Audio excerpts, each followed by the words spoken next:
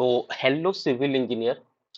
आज का जो वीडियो है ये मैनुअल कैलकुलेशन के ऊपर है। ये पहला मेरा मैनुअल कैलकुलेशन का वीडियो है। उससे पहले मैं स्टार्ट प्रो सॉफ्टवेयर का जो डिजाइन ड्राइंग में मेरा चैनल पे शेयर किया हूँ वो आप जाके देख सकते हैं कि सॉफ्टवेयर में कैसे बीम और कॉलम का डिजाइन होता है, स्लैब का डिजाइन होता है, फाउंडेशन का डिजाइन होता है। लेकिन आज का जो वीडियो है this is particularly for manual calculation, क्योंकि मैं देखा है जो भी मैं गवर्नमेंट प्रोजेक्ट करता हूँ, मैं खुद एक स्ट्रक्चरल इंजीनियर हूँ।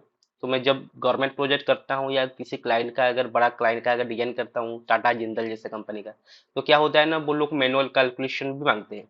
सॉफ्टवेयर कैलकुलेशन तो हम उसको प्रोवाइड करते हैं, स्ट्रक्चरल रिपोर्ट प्रोवाइड करते हैं, ड्राइंग प्रोवाइड करते हैं। उसके साथ वो लोग कहते हैं कि आप मैनुअल कैलकुलेशन भी करके दीजिएगा। तो हमको मैनुअल कैलकुलेशन भी सबमिट करना पड़ता है, और मैनुअल कैलकुलेशन बार बार वो पेन पेपर पे करेंगे तो अगेन एंड अगेन करना पड़ता है। इसको री करो, उसको फिर चेंज करो, फिर उनका रिक्वायरमेंट के हिसाब से चेंज करो, तो ये बहुत ही डिफिकल्टी होता है। तो इसलिए मैं ये सीट खुद से प्रिपेयर किया हूँ। ये एक्सेल सीट पे कुछ स्टेप फॉलो करेंगे तो यहाँ पे सेम मैनुअल कैलकुलेशन ही है, लेकिन वो एक्सेल सीट पे मैं रिप्रेजेंट किया हूँ। और एक्सेल सीट पे मैं जो भी डाटा देता हूँ वो एज पर IS 456 के हिसाब से वो उसका आउटपुट निकलता है।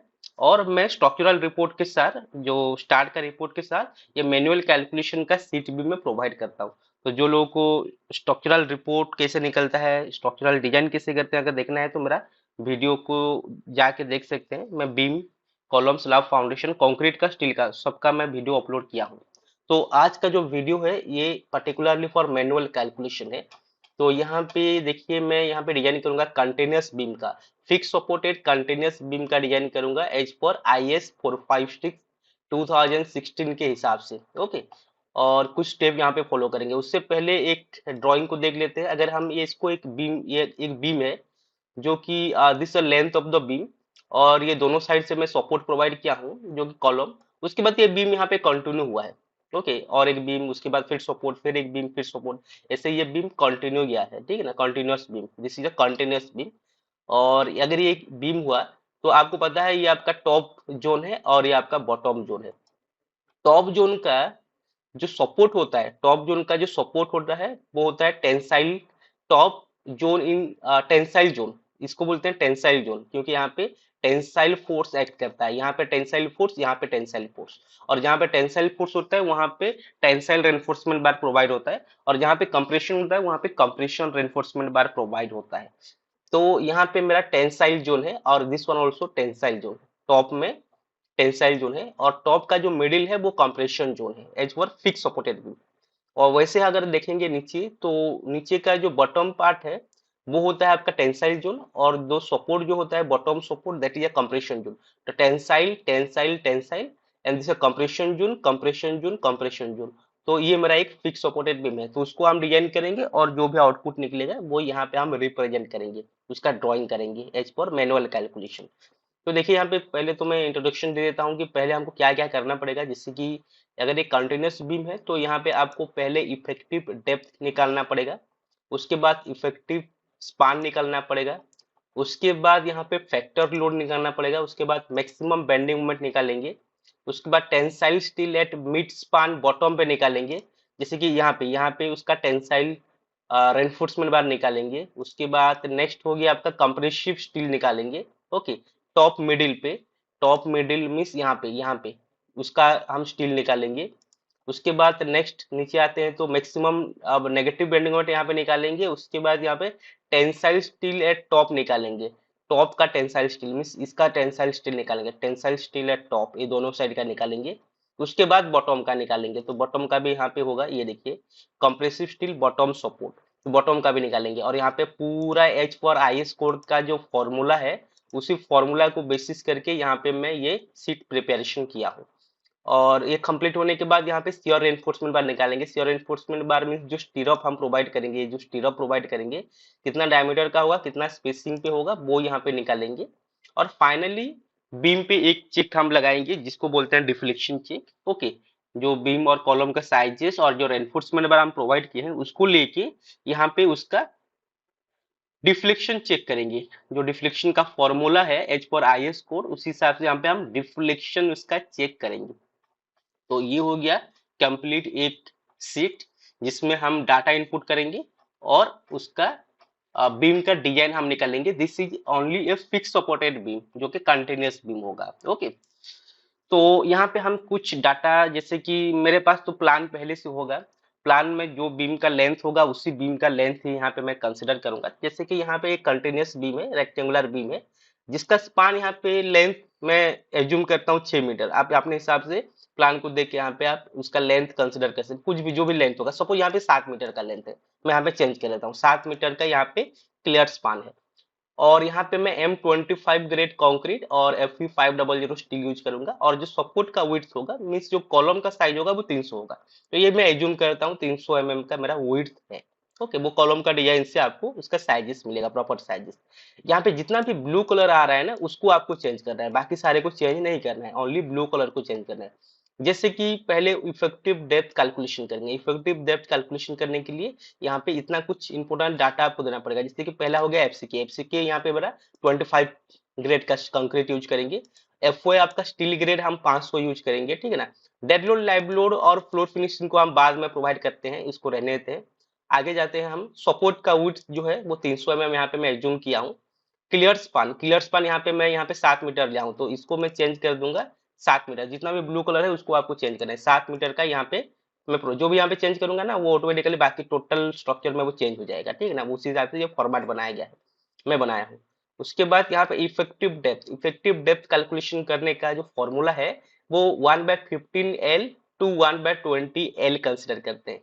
जैसे कि एल का डायमेंशन अगर 7 मीटर हो गया, तो 7/15 से लेके 7/20 तक हम लेंगे। तो 7/15 करेंगे तो वो यहाँ पे देखिए, मैं यहाँ पे फॉर्मूला डाल के रखा हूँ, ठीक है ना। तो यहाँ पे 466 से लेके 350 तक आपका उसका डेप्थ आएगा। तो डेप्थ इसके बीच में आपको रखना है। तो यहाँ पे मैं एज्यूम करता हूँ उसके बीच में लगभग यहाँ पे मैं 400 रखता हूँ।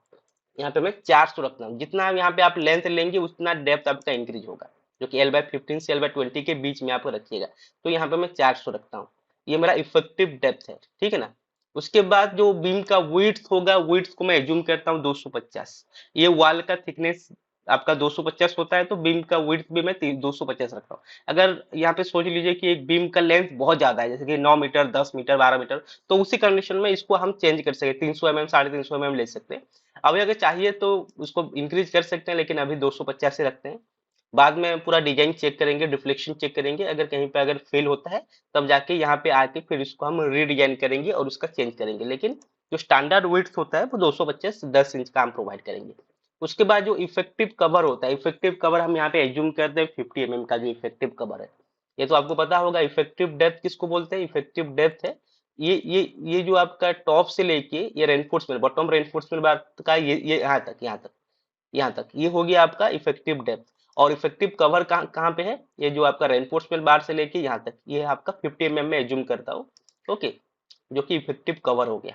उसके बाद अगर इफेक्टिव कवर 50 हुआ, इफेक्टिव डेप्थ 40 400 हुआ, तो उसका जो ओवरऑल डेप्थ कितना आएगा, 450 आएगा। जो overall depth, total depth beam का आ गया 450। ये आपको चेंज नहीं करना है, यहाँ पे जैसे आप चेंज करेंगे, जो भी वैल्यू यहाँ पे प्रोवाइड करेंगे ऑटोमेटिकली चेंज होगा। अगर इसको अगर मैं 60 मानता, तो ये देखिए 460 आ जाता। तो ये मैं 50 यहाँ पे कंसिडर करता हूँ, ये एजम्पशन किया, 450 आ गया।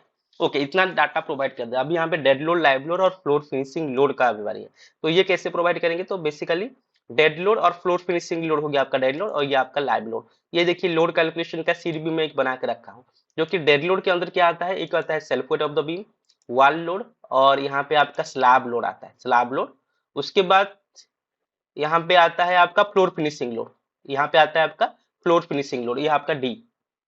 ये चार लोड को मिला के यहाँ पे हमको डेड लोड रखना है। जैसे कि पहला हो गया self weight of the beam, beam और कॉलम का वेट, और जो वॉल होगा 10 इंच का, 5 इंच का, उसका वेट। उसके बाद जो स्लैब होगा, स्लैब का वेट।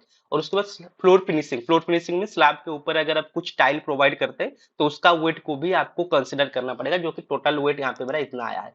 जो कि जैसे कि आपको पता है, पहले तो मुझे स्लैब में कितना लोड आ रहा है kilo newton per metre square पे, उसको कैलकुलेशन करना है। तो उससे पहले यहाँ पे मैं सेल्फ वेट देख लेता हूँ। सेल्फ वेट का फॉर्मूला आपको पता है, वॉल्यूम इंटू डेंसिटी। और यहाँ पे किलो न्यूटन मीटर पर रखिएगा, जो भी यूनिट होगा वो किलो न्यूटन मीटर पे ही आपको कैलकुलेशन करना है finally. Kilo newton per metre में 1 मीटर स्पान में कितना आपका लोड एक्ट होता है। तो यहाँ पे लेंथ को हम ले लेंगे 1 मीटर, ब्लू कलर को आपको चेंज करना है 1 मीटर। और यहाँ पे जो डेंसिटी होगा वो 25 होगा। ये विड्थ और डेप्थ तो आप यहाँ पे प्रोवाइड किए हैं, यहाँ पे जो आप विड्थ और डेप्थ लिए हैं उसी विड्थ और डेप्थ यहाँ पे आपका ट्रांसफर हो जाता है।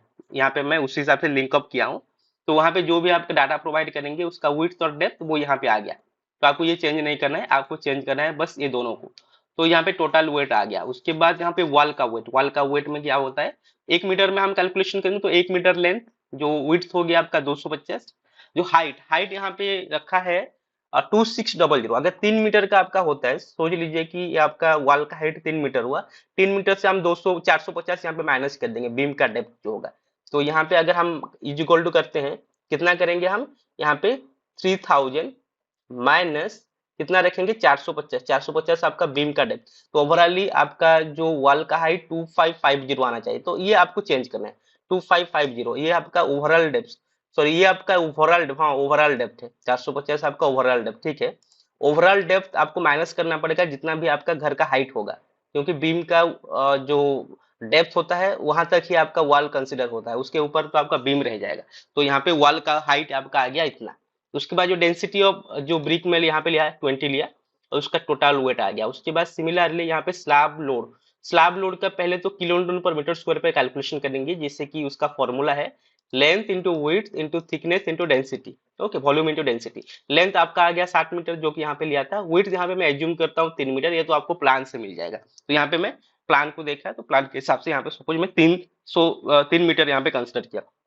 थिकनेस ऑफ द स्लैब मेरा 5 इंच का है और डेंसिटी 25 है। तो यहाँ पे टोटल इतना आ गया, ये kilo newton per metre square है। अभी सपोज सोच लीजिए मैं ये बीम के लिए डिजाइन करता हूँ, तो ये बीम में कितना लोड ट्रांसफर होगा उसका फॉर्मूला यहाँ पे लिखा है, देखिए WLX/2 1 माइनस 1/2 बीटा। W हो गया आपका ये वाला लोड, और kilo newton per metre square वाला लोड। LX हो गया आपका शॉर्ट स्पान हो गया 3 metre, divided by 2, 1 minus 1/2 beta. Beta क्या हुआ आपका, बीटा हो गया यहाँ पे देखिए मैं लिखा हूँ, बीटा क्या होता है आपका longer span by shorter span. जो लॉन्गर स्पान होता है और जो शॉर्टर स्पान होता है उसको डिवाइड करेंगे, तो यहाँ पे आपका बीटा का वैल्यू निकलेगा। तो बीटा यहाँ पे 2.33 आया है।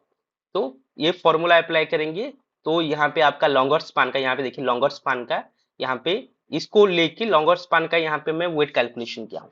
अगर शॉर्टर स्पान देखते तो यहाँ पे WLX/3 जो कि ये शॉर्टर स्पान का, वही सेम फॉर्मूला लेके यहाँ पे शॉर्टर स्पान का ये टेबुलेशन बनाया हूँ। यहाँ पे जो डाटा दूंगा इसी हिसाब से ये चेंजेस हो जाएगा।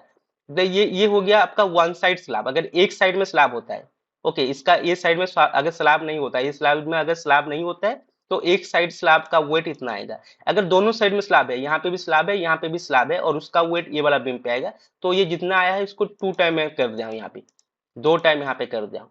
तो यहाँ पे मैं एज्यूम करता हूँ कि मैं ये लॉन्ग स्पान को डिजाइन करूंगा और दोनों साइड में स्लैब है, तो किसको लूंगा यहाँ पे मैं लॉन्ग साइड को लूंगा। लॉन्ग साइड का जो वन साइड का इतना आ गया, तो बोथ साइड का कितना आ गया 7.37।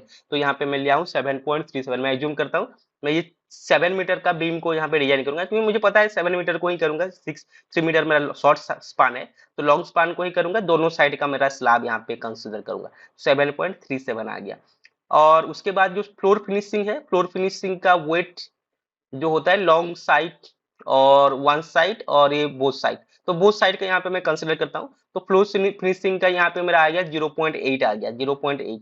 यहाँ पे मैं एज्यूम किया हूँ मेरा जो फ्लोर फिनिशिंग का लोड है वो 0.4, यहाँ पे मैं लिखा नहीं हूँ, यहाँ पे जस्ट मैं लिख देता हूँ। जैसे कि यहाँ पे आपका ये जो निकला है आपका ये स्लैब का वेट, सिमिलरली यहाँ पे फ्लोर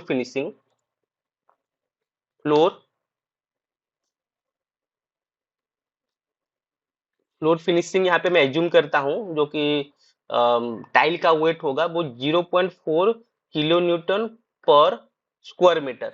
मैं इतना यहाँ पे एज्यूम करता हूँ, जो मेरा फ्लोर फिनिशिंग का जो वेट होगा वो कितना होगा, इतना होगा 0.4 किलो न्यूटन पर स्क्वायर मीटर। ये जो 0.4, तो ये W की जगह आ जाएगा आपका 0.4, और LX मीन्स आपका शॉर्टर स्पान 3 मीटर। तो उसी हिसाब से सेम फॉर्मूला यहाँ पे अप्लाई हुआ है। लेकिन यहाँ पे लोड, जैसे कि पहले स्लैब का लोड के टाइम यहाँ पे 3.13 था, ये फ्लोर फिनिशिंग का जो वेट कैलकुलेशन करेंगे वो 0.4 लेंगे, तो ये W के जाएगा 0.4 हो जाएगा। तो उसका जो वेट मैं कंसिडर किया हूँ ये वाला ठीक है ना।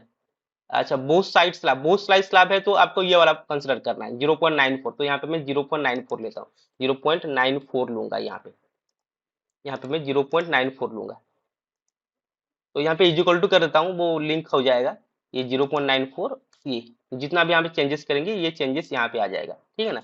तो यहाँ पे मैं एज्यूम किया लॉन्ग साइड और यहाँ पे बोथ साइड स्लैब है। डब्ल्यू के जगह यहाँ पे मैं 0.4 ले लिया, ये फॉर्मूला अप्लाई करके, तो यहाँ पे आ गया मेरा फ्लोर फिनिशिंग। अभी टोटल को मैं प्लस करता हूँ, जितना भी यहाँ पे लोड है, जैसे कि मेरा सेल्फ वेट और मेरा वॉल वेट और मेरा यहाँ पे ये वाला किलो न्यूटन पर मीटर का वैल्यू को ही लीजिएगा, ये स्लैब का वेट और ये फ्लोर फिनिशिंग का वेट, टोटल आ गया आपका यहाँ पे 27 किलो न्यूटन पर मीटर।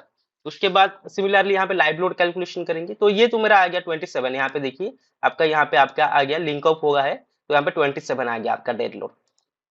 और उसके बाद लाइव लोड का वैल्यू एच पर आई एस 875 पार्ट 2 के हिसाब से मैं यहाँ पे 3 kilo newton per metre square का लोड लेता हूँ फॉर रेसिडेंशियल बिल्डिंग।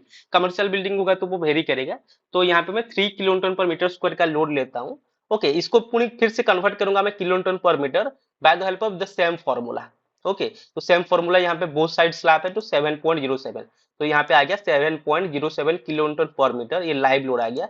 तो यहाँ पे मैं लाइव लोड रखा हूँ 7.07, और फ्लोर फिनिशिंग 0.94 जो यहाँ पे आया था, कितना आया था यहाँ पे 0.94, तो वो सेम यहाँ पे आया है, ठीक है ना। लेकिन मुझे तो ये दोनों लोड मुझे मिल गया, एक तो मुझे डेड लोड मिल गया, एक मुझे लाइव लोड मिल गया। और कैसे कैलकुलेशन होता है वो यहाँ से आप डाटा पुट करेंगे, तो यहाँ पे आपको ये वाला जो फॉर्मूला है यहाँ से आपको मिल जाएगा।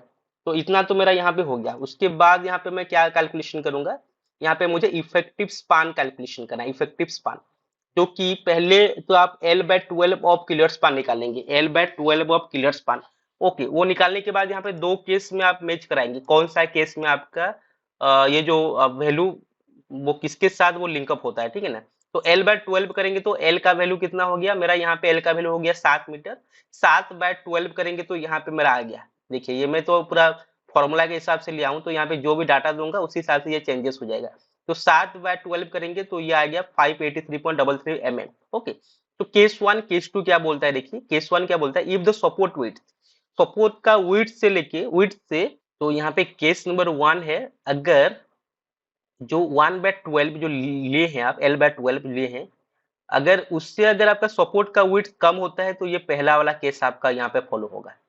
अगर आपका सपोर्ट का वेट अगर ज्यादा होता है L/12 का जो वैल्यू से, तो ये सेकेंड केस आपका होगा। तो अगर हम देखेंगे तो सपोर्ट का वेट मेरा 300 mm है, तो 300 mm से ये 583 कंपेयर करेंगे, तो 300 mm आपका छोटा हुआ और 583 बड़ा हुआ, तो ये केस नंबर 1 सेटिस्फाई होता है। अगर यहाँ पे ऐसे कुछ कंडीशन होता है कि 583 से आपका सपोर्ट का वेट अगर ज्यादा होता है, तो यहाँ पे आपको सेकेंड कंडीशन फॉलो करना पड़ता है। तो यहाँ पे मैं फर्स्ट कंडीशन फॉलो करूंगा, तो फर्स्ट कंडीशन में यहाँ पे दो यहाँ पे पार्ट है, जिसमें से जो मिनिमम होगा उसको आप कंसिडर करेंगे इफेक्टिव स्पान। क्योंकि पहला वाला हो गया centre to centre distance, centre to centre distance कितना हो गया, जैसे कि आपको ये पता है ये 7 मीटर हो गया, ये जो इनर टू इनर स्पान हो गया 7 मीटर का, और जो सपोर्ट का विड्थ हो गया 300 mm का। तो अगर सेंटर टू सेंटर कंसिडर करेंगे तो कितना आ जाएगा, 7.3 मीटर आ जाएगा। तो वही यहाँ पे आपका 7.3 हो गया आपका पहला वाला, यहाँ पे फॉर्मूला पे डाला गया है। जितना भी यहाँ पे वैल्यू चेंज करेंगे उसी हिसाब से सपोर्ट विड्थ को लेके वो ऑटोमेटिकली वो कैलकुलेट कर लेगा, तो 7.3 आ गया। सेकंड वाला हो गया आपका clear span plus effective cover. Okay, clear span plus effective cover, इसको प्लस कर देंगे, तो उसका वैल्यू सपोज आ गया यहाँ पे कैलकुलेशन करने के बाद 7.4 आ गया, ये भी आपके कैलकुलेशन के हिसाब से होगा। तो आप देखेंगे यहाँ से जो लिस्ट होगा, जो कम होगा उसको कंसिडर कीजिएगा। तो कम कौन सा है, कम हो गया यहाँ पे देखिए minimum of this two, minimum of this two, तो ये दोनों से जो भी मिनिमम होगा वो यहाँ पे आपका अप्लाई होगा। जैसे कि यहाँ पे मिनिमम हो गया 7.3, तो यहाँ पे जो इफेक्टिव स्पान है वो 7.3 आ गया। तो आपको ये जो वैल्यू यहाँ पे देखिए, अगर मैं 7 मीटर को अगर चेंज करता हूँ, यहाँ पे जो मेरा 7 मीटर है अगर उसको चेंज करूंगा तो ये पूरा टोटल चेंज होगा। देखिए इसको अगर मैं 8500 रखता हूँ, तो ये देखिए पूरा वैल्यू यहाँ पे चेंज हो गया, ये देखिए आपका यहाँ पे 8.8 आ गया, ठीक है ना। तो आपको ये जो वैल्यू है, ये वैल्यू जैसे चेंज करेंगे उसी हिसाब से मैं फॉर्मूला डाला हूँ, तो जो भी मैं वैल्यू डालूंगा तो यहाँ पे ऑटोमेटिकली चेंज हो जाएगा, तो मुझे ये कैलकुलेशन मैनुअली करना नहीं पड़ेगा। तो यहाँ पे मेरा इफेक्टिव जो स्पान हो गया 7.3 मीटर, इसको मैं कंसिडर करूंगा। सेकंड प्रोसेस यहाँ पे मैं जाऊंगा नहीं, सेकंड प्रोसेस जाता तो उसका फॉर्मूला ये वाला है, ठीक है ना। उसके बाद हम यहाँ पे क्या निकालेंगे, उसका फैक्टर, जो तो मेरा तो यहाँ पे डेड लोड लाइव लोड निकल गया, मेरा डेड लोड है 27, लाइव लोड हो गया 7, लेकिन वो है मेरा working load, this is my working load. और आपको पता है जब भी आप डिजाइन करते हैं तो आप क्या निकालना पड़ेगा, आपको फैक्टर लोड निकालना पड़ेगा, जो कि उसको बोलते हैं अल्टीमेट लोड। अल्टीमेट लोड क्या होता है, जो working load multiply by factor of safety, working load multiply by factor of safety यहाँ पे लेंगे तो यहाँ पे आपको अल्टीमेट लोड मिलेगा, जो कि आपका फैक्टर ऑफ सेफ्टी कितना होता है 1.5 होता है। तो फैक्टर लोड यहाँ पे क्या करेंगे, पहले डेड लोड निकालूंगा। डेड लोड में क्या आएगा आपका, dead load plus self weight plus floor finishing, ये टोटल आ गया आपका 30.75। Dead load plus self weight plus floor finishing, यहाँ पे क्या क्या लोड लिया है थोड़ा देख लेते हैं। जैसे कि आपका यहाँ पे लिया है dead load live load, dead load plus floor finishing यहाँ पे लिया है। लेकिन अगर हम देखेंगे यहाँ पे तो फ्लोर फिनिशिंग के साथ आपका 27 आ रहा है, थोड़ा देख लेते हैं। ओके, ये वाला ये वाला ये वाला ये वाला, अच्छा टोटल को मिला के यहाँ पे आपका 27 आया है। तो यहाँ पे थोड़ा फॉर्मूला यहाँ पे हम चेंज करेंगे, जैसे कि ये आपका इज इक्वल टू लिख देते हैं। इज इक्वल टू कितना आ गया आपका, इज इक्वल टू आ गया आपका ये टोटल को मिला के आपका 27 है, जो कि इंक्लूडिंग ऑफ यहाँ पे मैं 27 कर दिया, तो वहाँ पे जो वैल्यू आएगा वो यहाँ पे चेंज हो जाएगा। तो डेड लोड क्या हो गया, dead load plus self weight plus floor finishing, वो यहाँ पे भी आपका निकला है 27, तीनों को मिला के।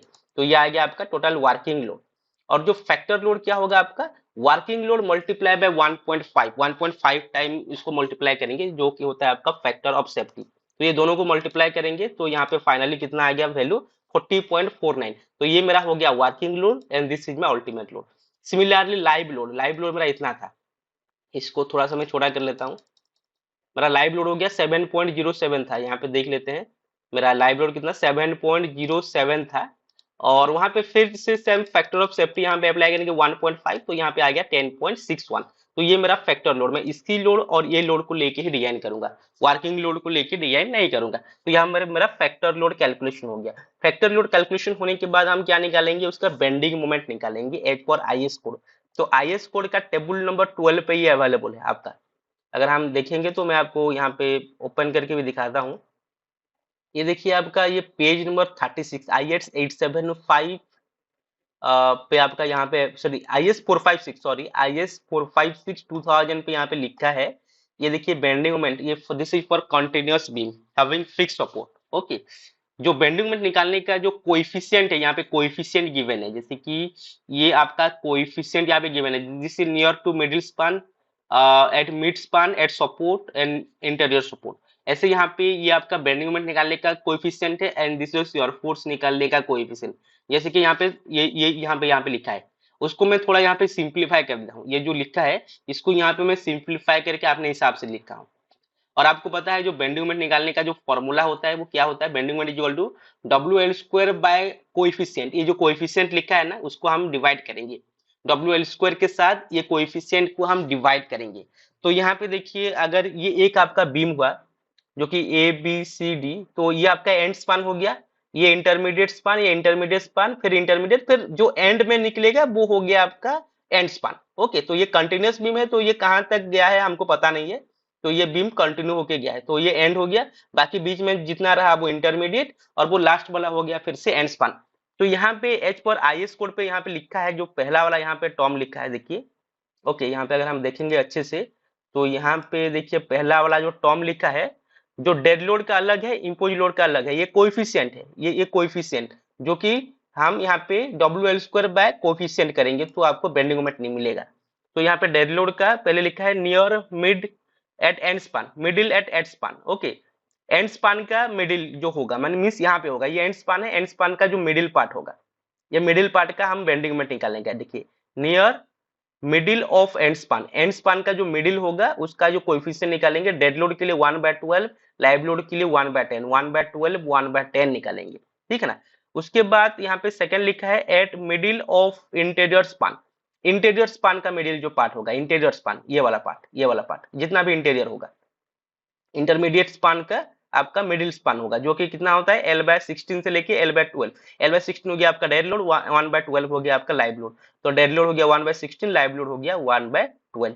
और ये भी इंटरमीडिएट है तो ये भी सेम रहेगा, ठीक है ना। तो ये आपका निकल गया इंटरमीडिएट के लिए। उसके बाद अगर सपोर्ट का मोमेंट, ये बीच वाला का, बीम का बीच वाला का यहाँ पे मोमेंट निकालेंगे। जैसे कि ये वाला हो गया सपोर्ट के लिए, सपोर्ट का एंड मोमेंट के लिए, एंड वाला स्पान के लिए, और ये इंटरमीडिएट स्पैन के लिए। सिमिलरली अगर सपोर्ट का निकालेंगे तो यहाँ पे लिखा है पहले at support near to the end support, means support near to the end support means ये वाला सपोर्ट, जो near to the end support, क्योंकि आपको पता है एंड सपोर्ट में, because this is fix supported beam, end support में आपका बेंडिंग मोमेंट कितना होगा, आपका जीरो होगा, because this is fix support having no bending moment. Okay, जो फिक्स सपोर्ट होता है उसका एंडिंग में बेंडिंग मोमेंट कितना होता है, आपका जीरो होता है, डिग्री ऑफ फ्रीडम उसका जीरो होता है। तो यहाँ पे हमको बेंडिंग मोमेंट जीरो मिलेगा, तो आपको यहाँ पे बेंडिंग मोमेंट निकालना पड़ेगा। तो यहाँ पे लिखा है at support next to the end support, means ये वाला सपोर्ट है उसका नेक्स्ट में है आपका एंड सपोर्ट। तो इसका कोएफिशिएंट कितना है, डेड लोड के लिए 1/10 और लाइव लोड के लिए 1/9। उसके बाद एट इंटीरियर सपोर्ट, जितना भी इंटीरियर सपोर्ट होगा उसका हो गया आपका 1/12 और लाइव लोड हो गया 1/9। तो यहाँ पे देखिए, इसको जस्ट यहाँ पे मैं सिंप्लीफाई किया हूँ। ये आपका table number 12 IS 456 page number 36 पे अवेलेबल है। जैसे कि उसका भी हम डेड लोड निकालेंगे ये फॉर्मूला को डाल के। यहाँ पे देखिए WL² बाय कोएफिशिएंट, तो यहाँ पे आपका निकल गया, यहाँ पे W, ये L/L कितना हो गया, L² डिवाइडेड बाय 12 किया हूँ, क्योंकि पहले हम इसका निकालेंगे स्पान एट AB का निकालेंगे। यहाँ पे डेड लोड के लिए आपका WL² डिवाइडेड बाय ये 12, और लाइव लोड के लिए क्या होगा, WL² डिवाइडेड बाय 10 होगा। ओके, और यहाँ पे W और L कहाँ पे है, थोड़ा मैं दिखा देता हूँ। W डेड लोड का जो W है वो कहाँ पे मिलेगा, जो फैक्टर लोड यहाँ पे हम लिए थे। यहाँ पे देखिए ये हो गया आपका W, ये हो गया आपका W का वैल्यू, मीन्स डेड लोड का W का वैल्यू ये, और लाइव लोड का W का वैल्यू ये। अगर इसको मैं सिलेक्शन करता हूँ तो यहाँ पे देखिए डेड लोड के लिए आपका 40.49 आ रहा है। Okay, W। और अगर लाइव लोड को रखेंगे तो लाइव लोड का यहाँ पे अगर देखेंगे तो लाइव लोड के लिए 10.61 यहाँ पे हाईलाइट हो रहा है, ठीक है ना। ये W का वैल्यू, और L का वैल्यू क्या होगा आपका, ये वाला L का वैल्यू होगा। अब अगर चाहे तो देख सकते हैं, अगर मैं यहाँ पे सिलेक्शन करता हूँ तो ये देखिए मैं L यहाँ पे लिया हूँ, ये देखिए 7.3 लिया हूँ, तो ये 7.3 नहीं, ये 7.3 होना चाहिए, ये वाला आपका 7.3 आना चाहिए, ठीक है ना। तो ये थोड़ा गलत हुआ है यहाँ पे, आई थिंक वैल्यू तो सेम ही आया है ना, दोनों का वैल्यू सेम ही है 7.3, और यहाँ पे भी 7.3, ये भी 7.3, तो ये वाला 7.3 आएगा, ये L का वैल्यू आएगा, ठीक है ना। 7.3 ये L का वैल्यू आएगा, तो ठीक है, इसका वैल्यू और इसका वैल्यू तो सेम ही है, तो आप किसी का वैल्यू भी ले सकते हैं, क्योंकि लेजर आपका ये वाला है 7.3। तो उसी हिसाब से W इंटू L यहाँ पे कैलकुलेशन किया गया है बेंडिंग मोमेंट निकालने के लिए, जो कि W का वैल्यू आपको दिखा जाएगा फैक्टर W, और L² डिवाइडेड बाय कोएफिशिएंट। तो इसी हिसाब से यहाँ पे AB का यहाँ पे निकला। उसके बाद इंटीरियर का निकला, इंटीरियर में क्या होता है आपका 16 डिवाइड होता है डेड लोड के लिए, और लाइव लोड के लिए आपका 12 डिवाइड होता है, और सेम फॉर्मूला WL²। सिमिलरली ये भी आपका सेम ही होगा, 16 डिवाइड होगा और यहाँ पे 12 डिवाइड होगा, यहाँ पे लिखा है। और ये दोनों को मिला के ये टोटल आपका बेंडिंग मोमेंट आ गया, ये दोनों को मिला के ये टोटल बेंडिंग मोमेंट, ये दोनों को मिला के टोटल मींस ये यहाँ पे बेंडिंग मोमेंट निकालेंगे, यहाँ पे बेंडिंग मोमेंट निकालेंगे, और यहाँ पे बेंडिंग मोमेंट, ये तीनों जगह पे हम बेंडिंग मोमेंट यहाँ पे कैलकुलेशन किए हैं। ओके, मिडिल पार्ट पे। उसके बाद सिमिलरली हम सपोर्ट पे बेंडिंग मोमेंट निकालेंगे। ओके, ये देखिए सपोर्ट का बेंडिंग मोमेंट, सपोर्ट का बेंडिंग मोमेंट का यहाँ पे कोएफिशिएंट अलग है, ठीक है ना। तो सेम फॉर्मूला यहाँ पे, जो ये पहला वाला सपोर्ट जो है ना, जो एंड सपोर्ट में तो जीरो रहेगा, उसके बाद जो बी वाला सपोर्ट यहाँ पे हम बेंडिंग मोमेंट निकालेंगे, तो यहाँ पे देखिए डिवाइडेड बाय 10 हुआ है, देखिए आपका same formula WL² divided by आपका कोएफिशिएंट मींस 10, ये डेड लोड के लिए। लाइव लोड के लिए हो गया डिवाइडेड बाय 9, यहाँ पे लिखा है, ठीक है ना। तो ये आपका एंड सपोर्ट। और अगर इंटरमीडिएट सपोर्ट देखेंगे तो इंटरमीडिएट सपोर्ट का WL² डिवाइडेड बाय 12 होगा, और उसका नीचे देखेंगे तो WL² डिवाइडेड बाय 9 होगा, ठीक है ना। तो ये भी आपका एंड सपोर्ट, ये भी आपका interior support, this is end support. End support means ये एंड नहीं है, एंड में तो जीरो होगा, ये support next to the end support means end support का नियरेस्ट वाला सपोर्ट। तो इसका ये जो कोएफिशिएंट है उसके हिसाब से WL² बाय कोएफिशिएंट निकाल के यहाँ पे मैं बेंडिंग मोमेंट निकाला। तो ये दोनों को मिला के मैक्सिमम बेंडिंग मोमेंट ये आ गया, ये दोनों को मिला के ये आ गया, ये दोनों को मिला के ये आ गया। तो यहाँ पे मुझे बेंडिंग मोमेंट मिल गया, और ये बेंडिंग मोमेंट के हिसाब से ही हम क्या निकालते हैं, उसका रेनफोर्समेंट डिटेलिंग निकालते हैं, ठीक है ना। तो यहाँ पे आपको सपोर्ट मोमेंट भी मिल गया, अगर हम देखेंगे ये बीम को, तो यहाँ पे आपको मिडिल का मोमेंट भी मिल गया, और आपको सपोर्ट का मोमेंट भी मिल गया, सेंटर मोमेंट मिल गया और सपोर्ट मोमेंट मिल गया। अभी हम उसका रेनफोर्समेंट आगे जाके निकालेंगे। तो ये मोमेंट मेरा आ गया। उसके बाद हम यहाँ पे क्या निकालेंगे, maximum positive bending moment. Okay, maximum positive bending moment, ये आपका जो सपोर्ट में आता है, सपोर्ट में आपका नेगेटिव बेंडिंग मोमेंट, ये जो लाइन है यहाँ से नीचे हम आएंगे तो पॉजिटिव, ऊपर जाएंगे तो नेगेटिव। तो ये और ये और ये आ गया आपका पॉजिटिव बेंडिंग मोमेंट, और ये देखिए कोएफिशिएंट में नेगेटिव है तो ये नेगेटिव बेंडिंग मोमेंट, लेकिन यहाँ पे नेगेटिव लिखना नहीं है, आपको माइंड में आना चाहिए कि ये आपका नेगेटिव बेंडिंग मोमेंट होगा। सपोर्ट में नेगेटिव बेंडिंग मोमेंट एक्ट होता है, और जो बीच में होता है वो आपका पॉजिटिव बेंडिंग मोमेंट। तो पहले हम ये बीच वाला का मोमेंट को हम लेके रेनफोर्समेंट निकालेंगे, बीच में कितना रेनफोर्समेंट आएगा। तो यहाँ पे देखिए maximum positive bending moment at mid span जो हो गया एमयू बोलते हैं उसको। ओके, जो मैक्सिमम कितना आ गया यहाँ पे देखिए 236.36। तो ये तीनों से जो भी आपका मैक्सिमम होगा उसको यहाँ पे कंसिडर कीजिएगा। तो मैक्सिमम बेंडिंग मोमेंट आपका एवी में आ रहा है, मीन्स यहाँ पे आपका मैक्सिमम बेंडिंग मोमेंट आ रहा है। तो यहाँ पे मैं ये तीनों का मैक्सिमम जो है उसको मैं कंसिडर किया हूँ। एंड फॉर एफई 415, तो ये तो मैं 500 लिया हूँ, एफई 500 लिया हूँ। तो यहाँ पे मैं अभी लिख दूंगा, जो यहाँ पे आप स्टील लेंगे उसको कंसिडर करेंगे। यहाँ पे मैं 500 लिखता हूँ फॉर एफई 500। जो कोएफिशिएंट होगा, कितना कोएफिशिएंट होगा ये देखिए, ये कोएफिशिएंट से आपको कंसिडर करना है। ये आपका क्लॉज नंबर 2.3 है, ये आपका आईएस कोड, जो आईएस कोड का अम, ये आईएस कोड में अवेलेबल है। कौन सा आईएस कोड यहाँ पे मैं आपको बोल देता हूँ, जो कि आपका कंक्रीट डिजाइन का जो आईएस कोड है यहाँ पे आपका वो मेंशन है। अगर आप नीचे आएंगे तो आपको यहाँ पे पता होगा, यहाँ पे जो हम कैलकुलेशन कर रहे हैं, क्या कैलकुलेशन कर रहे हैं आगे जाके, यहाँ पे हम कैलकुलेशन कर रहे हैं ये वाला। ओके, एमयू लिमिट हमको कैलकुलेशन करना है। एमयू लिमिट का फॉर्मूला है कोएफिशिएंट मल्टीप्लाई बाय एफसी के बेडी स्क्वायर, जो कि यहाँ पे आईएस कोड पे आपका अवेलेबल है।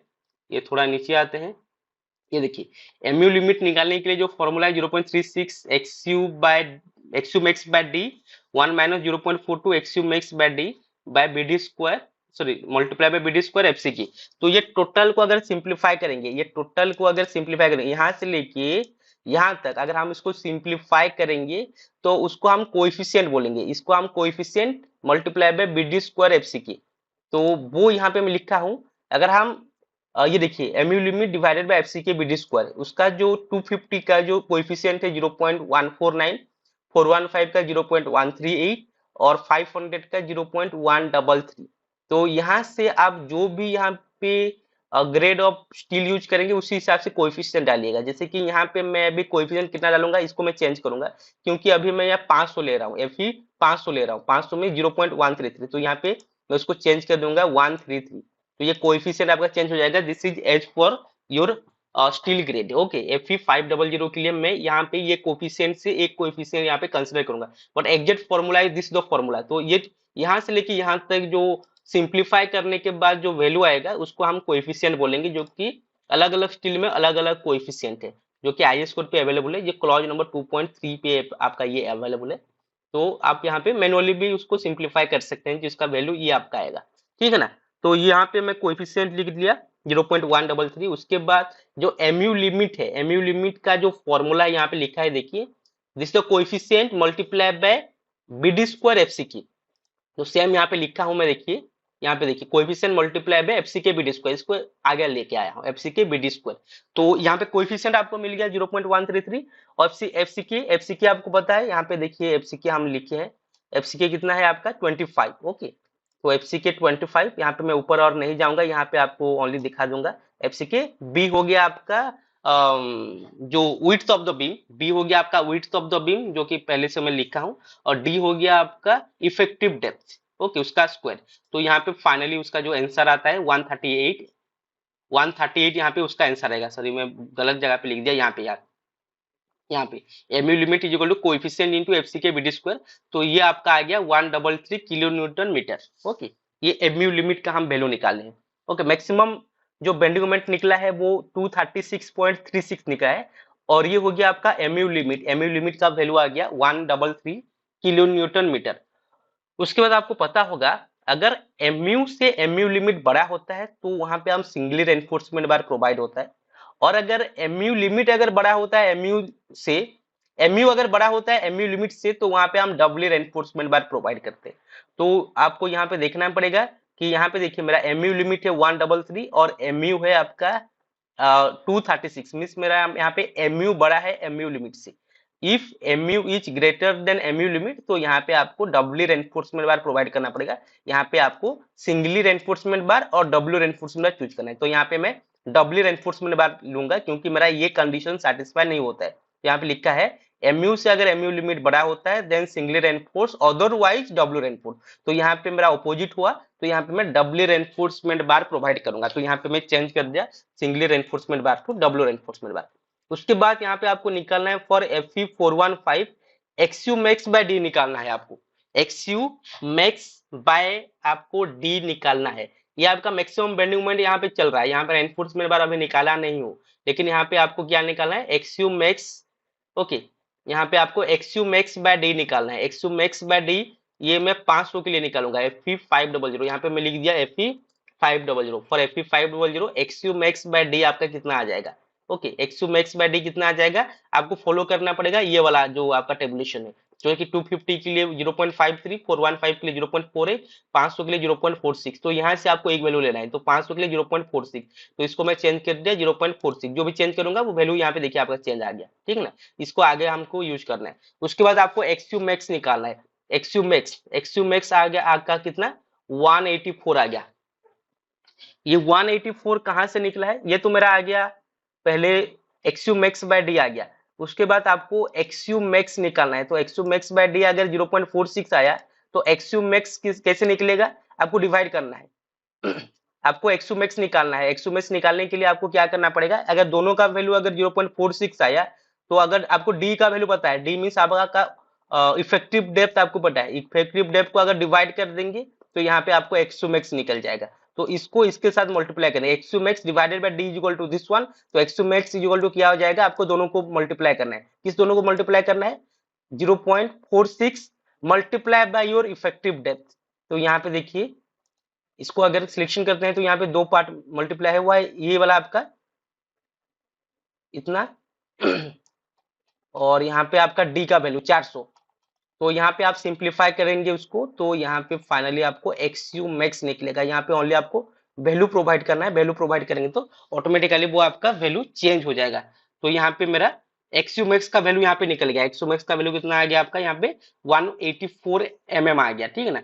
उसके बाद आपको MU2 निकालना है। MU2 का फॉर्मूला है MU माइनस MU लिमिट, और MU का वैल्यू है दिस वन और MU लिमिट का वैल्यू है दिस वन। ये दोनों को माइनस करेंगे तो यहाँ पे आपका MU2 आ गया। उसके बाद आपको ये तो हम एज्यूम करेंगे कंप्रेसिव इफेक्टिव डेप्थ जो डी डैश होता है वो हम यहाँ पे एज्यूम करेंगे 50। ओके, जो कंप्रेसिव इफेक्टिव डेप्थ होता है जो कि हम एज्यूम करेंगे 50, जो कि आपका यहाँ तक हम 50 लिए थे। ओके, वैसे आप यहाँ से लेके यहाँ तक भी आप 50 एज्यूम करेंगे, this is the assumption value. तो यहाँ पे हम जो compression effective depth D dash आ गया आपका, उसको हम एज्यूम करेंगे 50 mm। तो डी डैश बाय डी का वैल्यू आपको यहाँ पे करना है, डी डैश का वैल्यू आ गया 50 और डी का वैल्यू जो इफेक्टिव डेप्थ था उसको डिवाइड करेंगे तो यहाँ पे फाइनली आ गया आपका 0.13। तो D dash by D is equal to 0.13। उसके बाद आपको क्या निकालना है, एफएससी निकालना है। एफएससी हो गया आपका कंप्रेसिव स्ट्रेस। कंप्रेसिव स्ट्रेस आपको कहाँ से निकालना है, ये वाला आईएस कोड से निकालना है। ओके, ये IS 875 का जो क्लॉज नंबर 2.3.2 यहाँ पे लिखा है, यहाँ से आपको निकालना है एफएससी फॉर 500। यहाँ पे एफएससी निकालेंगे फॉर 500 के हिसाब से डी डैश बाय डी का वैल्यू, आपको डी डैश का बाय डी का वैल्यू आपको पता है 0.13। तो यहाँ पे 0.13 मींस यहाँ पे आएगा, ये बीच में आएगा। तो इंटरपोलेशन बिटवीन 0.1 टू 0.15, तो यहाँ पे 0.13 का आपको वैल्यू निकालना है। तो यहाँ पे एग्जैक्टली हमको वैल्यू निकालने के लिए ये इंटरपोलेशन फॉर्मूला में आपको डालना है, जैसे कि मुझे 0.1 से लेके 0.15 का निकालना है और बीच में आपका आ गया 0.13। तो एग्जैक्टली मुझे यहाँ पे कितना का निकालना है, 0.13 का। तो यहाँ पे मैं लिख दिया 0.13। 0.13 का मुझे निकालना है एफएससी। तो एफएससी निकालने के लिए 0.1 का वैल्यू कितना आ गया, 0.1 का 500। Fe500 है ये, तो ये आपका Fe500 के लिए 0.1 हो गया 412। तो यहाँ पे मैं लिख दिया 412। उसके बाद हम यहाँ पे 0.15 के लिए लिखेंगे, 0.15 के लिए 500 कितना आएगा 395, यहाँ पे 395। तो ये इंटरपोलेशन होके हुआ है 403.5, ये हो गया आपका 403.5। तो यहाँ पे एफएससी आ गया 403.5। तो ये वैल्यू से मैं इंटरपोलेशन करके यहाँ पे निकाला हूँ Fe500 के लिए। तो एफएससी कंप्रेसिव स्ट्रेस यहाँ पे लिख सकते हैं फॉर Fe500 के लिए ही कैलकुलेशन कर रहा हूँ, तो मुझे ये लास्ट वैल्यू से ही कंसिडर करना है। तो यहाँ पे मेरा आ गया एफएससी आ गया। उसके बाद एफएससी निकल गया, उसके बाद यहाँ पे हम निकालेंगे tensile steel eight middle span bottom पे। बॉटम का जो रेनफोर्समेंट बार है वहां पे हम निकालेंगे। यहाँ पे लिखा है clearly, tensile steel eight middle middle span, bottom steel, bottom का स्टील हमको निकालना है, मिडिल का बॉटम स्टील मीन्स इसका रेनफोर्समेंट बार हम यहाँ पे निकालना है। तो इसका रेनफोर्समेंट बार निकालने के लिए यहाँ पे आपका जो फॉर्मूला है, ST1 is equal to MU limit 0.87 FY D minus 0.42 XU max. ये फॉर्मूला आपका कहाँ से आया? IS कोड से आया, यहाँ से आपका आया। जैसे कि अगर हम देखेंगे तो MU equal to 0.87 FY ST, ये जो फॉर्मूला है अगर इसको हम सिंप्लीफाई करेंगे तो यहाँ पे ST1 निकलेगा। तो ये जो फॉर्मूला है ये सिंप्लीफाई हुआ है, ST1 को इधर ले लेंगे, MU को मैं इधर ले लूंगा। तो इसको सिंप्लीफाई करने के बाद जो फाइनल जो फॉर्मूला आता है इसके लिए आता है आपका MU limit divided by 0.87 FY D minus 0.42 XU max. ये जो फॉर्मूला है ये फॉर्मूला से हम निकालेंगे। तो ये सारे वैल्यू तो हमको पता है, MU लिमिट आपको पता है 0.87 FY हमको पता है, डी भी आपको पता है 0.42, एक्सयू मैक्स भी पता है, यहाँ पे एक्सयू मैक्स आप निकाले हैं। तो सारे को सिंप्लीफाई करने के बाद जो वैल्यू आया यहाँ पे मैं फॉर्मूला डाल के रखा हूँ, जो भी वैल्यू चेंज करूंगा यहाँ पे ऑटो चेंज हो जाएगा। तो यहाँ पे AST1 आ गया ये वाला। उसके बाद आपको AST2 निकालना है। पहले AST1 निकालेंगे, AST2 निकालेंगे, उसके बाद टोटल AST निकालेंगे। ये आपको पता होगा, AST1 AST2 उसके बाद टोटल AST यहाँ पे निकालेंगे, जो कि आपका यहाँ पे मेंशन होगा। आप यहाँ पे IS कोड पे चेक करेंगे तो ये देखिए, आपको टोटल EST निकालने के लिए आपको EST1 प्लस EST2 करना है। दोनों को प्लस करने के बाद जो वैल्यू आएगा वो हो गया आपका total EST। Okay, area of steel. तो EST1 निकालने का फॉर्मूला रखा हूँ। उसके बाद EST2 निकालने के लिए दो फॉर्मूला है, एक फॉर्मूला है MU2 divided by 0.87 FY D minus D dash, और सेकंड फॉर्मूला है FSC SC 0.87 FY। तो ये सारे डाटा हमको पता है, इधर ये फॉर्मूला अप्लाई करेंगे नहीं तो ये फॉर्मूला अप्लाई। MU2 आपको पता है, यहाँ पे MU2 हम लिए हैं, यहाँ पे देखिए MU2 निकालने हैं हम। MU2 पता है 0.87, आपको पता है FY, आपको पता है FY 415, D minus D dash भी आपको पता है। ओके, डी का वैल्यू आपको पता है और डी डैश का वैल्यू पता है, तो दोनों को माइनस करेंगे तो आपको ये फॉर्मूला के हिसाब से आपको ये वैल्यू मिलेगा। और सेम चीज आप यहाँ पे FSC ASC 0.87 FY ये भी कर सकते हैं। तो ले यहाँ पे मैं फास्ट फॉर्मूला को अप्लाई किया हूँ, क्योंकि फास्ट फॉर्मूला मुझे इजी पड़ता है यहाँ पे, क्योंकि MU2 मुझे पता है और FY पता है, डी माइनस डी डैश पता है। तो यहाँ पे टोटल आपका AST2 आ गया। अभी टोटल EST निकालने के लिए EST1 प्लस EST2 किया, तो यहाँ पे मेरा टोटल स्टील निकल गया 1626.26 mm²। ये मेरा टोटल एरिया ऑफ स्टील आ गया फॉर EST, जो कि मैं यहाँ पे tensile steel eight middle bottom पे कर रहा हूँ। मीन्स यहाँ पे इसका स्टील मैं अभी निकाल रहा हूँ, ये जो मिडिल पार्ट है इसका मैं स्टील यहाँ पे अभी निकाल रहा हूँ। तो यहाँ पे आ गया मेरा इतना। अब भाई यहाँ पे मैं एज्यूम करूंगा बार का डायमीटर मुझे एज्यूम करना है। जितना भी एज्यूम करूंगा तो एक बार का मुझे यहाँ पे एरिया मिल जाएगा। ओके, उसके बाद नंबर ऑफ बार के हिसाब से कितना बार आपका यहाँ पे टोटल एरिया मुझे इतना चाहिए।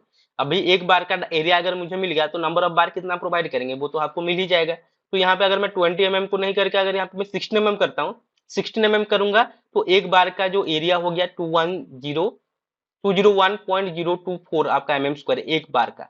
तो यहाँ पे कितना बार हम प्रोवाइड करेंगे तो आपको ये एरिया रीच होता है वो आपको देखना पड़ेगा।